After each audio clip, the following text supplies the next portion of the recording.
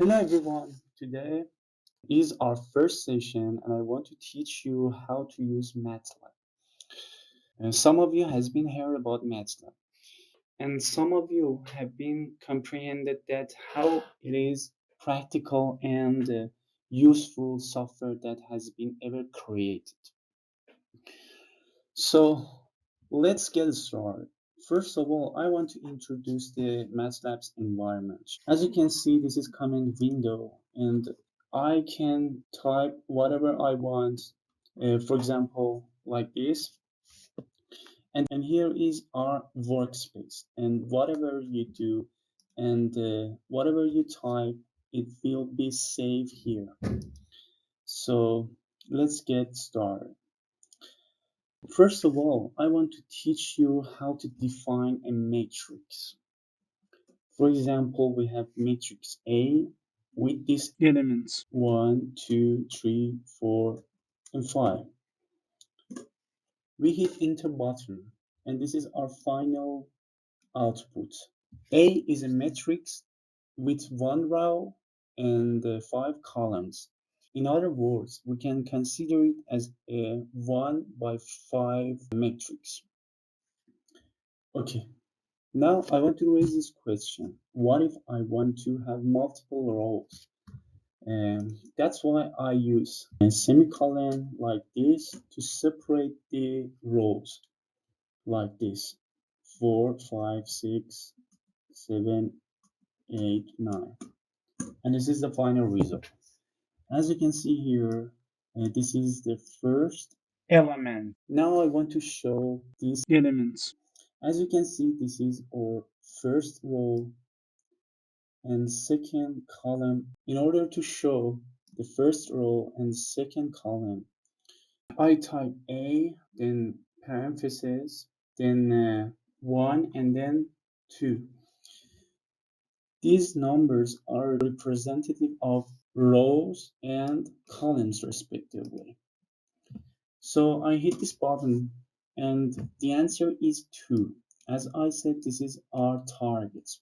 I want to define a matrix with 0 elements.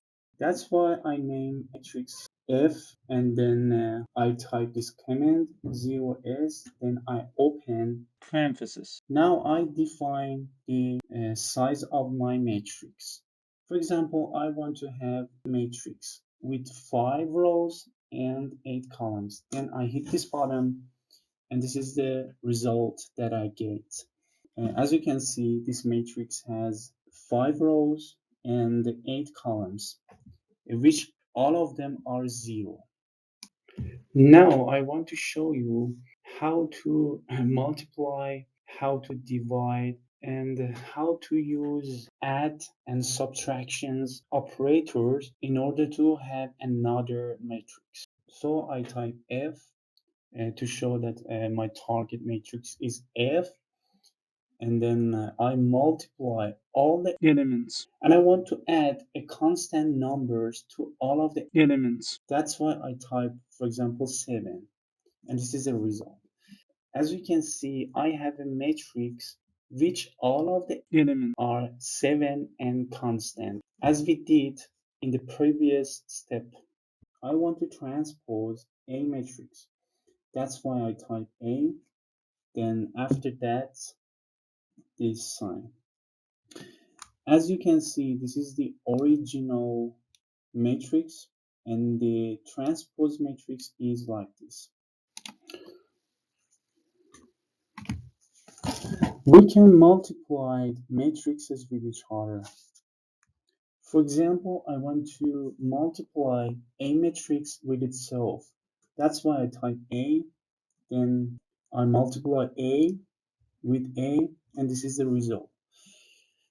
If you want to make sure that all the elements would be multiplied by each other one by one, you should use dots before a multiplication sign.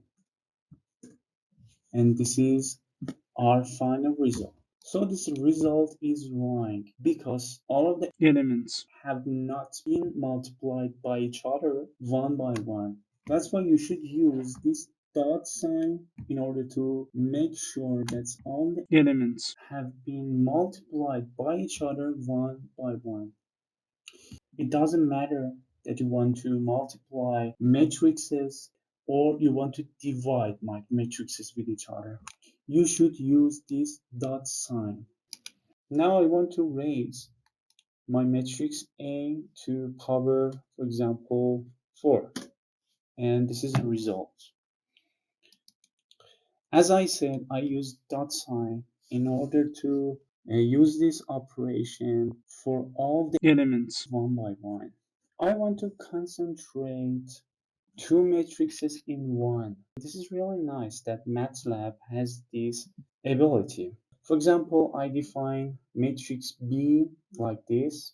This is the, for example, A in power 2, 3, and this is my B matrix. And I want to concentrate A and B into one, and I name it C.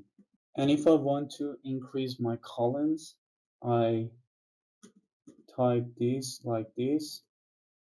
As you can see, this is A, first, 1, 2, 3, and this is B, 4, 5, and 6. So matrix C will be like this. C, A, and I use semicolon, then B. And this is our result, which is really practical if you want to concentrate your matrix or you don't have time to rewrite your matrix. Complex numbers are consist of two parts, real parts and imaginary parts. As you have been taught in your university or school or any other places, imaginary part of a complex number has I symbol. In Matlab, we can use both I and J to make Matlab understand that we have complex number. So I want to define a matrix with complex numbers. For example, I use this 1, 2, J, 2, I, then for example 2, 8, I.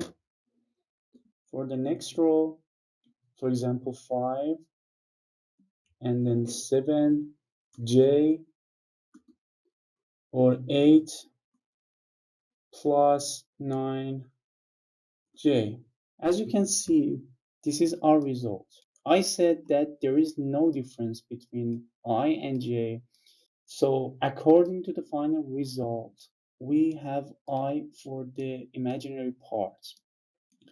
So this is our matrix, which includes both real and imaginary parts.